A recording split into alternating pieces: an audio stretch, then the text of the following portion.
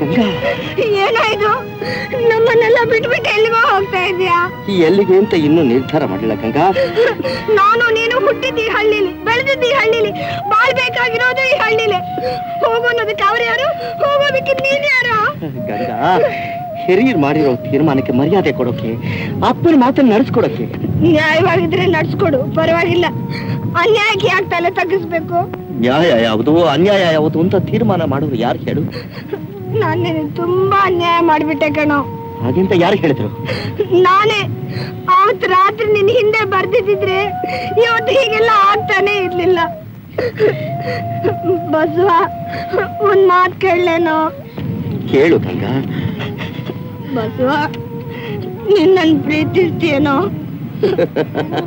ಕೇಳ್ಬಿಟ್ಲು ದೊಡ್ಡ ಪ್ರಶ್ನೆ. ನಾನು ನಿನ್ ಜೊತೆಯಲ್ಲಿ ಕರ್ಕೊಂಡು ಹೋಗೋ.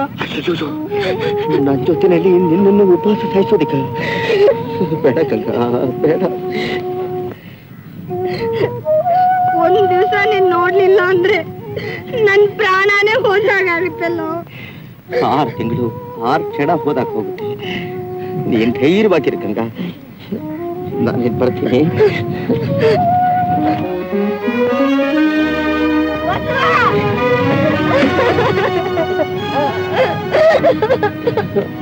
ಅಳಬೇಡ ಗಂಗಾ, ಅಳಬೇಡ. ನೀನತ್ರ ನನ್ಗೂ ಅಳು ಬರುತ್ತೆ. ನಾನ್ ಹೆಂಗ್ಸು, ನಂಗೆ ಅಳು ಬರ್ತೆ ಅಳ್ತೀನಿ. ನೀನ್ ಗಂಡಸ್ತಾನೆ, ನೀನ್ ಯಾಕೆ ಆಳ್ಬೇಕು? ಪ್ರೀತಿಸ್ತಾ ಇರೋರನ್ನ ಬಿಟ್ಟು ದೂರ ಹೋಗ್ಬೇಕಾದ್ರೆ ಎಲ್ರಿಗೂ ಸಂಕಟವಾಗುತ್ತೆ ಗಂಗಾ. ನಾನೇನು ನೀನ್ ಪ್ರೀತಿಸ್ತಾ ಇಲ್ಲ ಕಣೋ, ಬೇಕಾದ್ರೆ ಹೋಗೋ. ನಾನು ಬರ್ತೀನಿ ಗಂಗಾ, ನಾನು ಬರ್ತೀನಿ.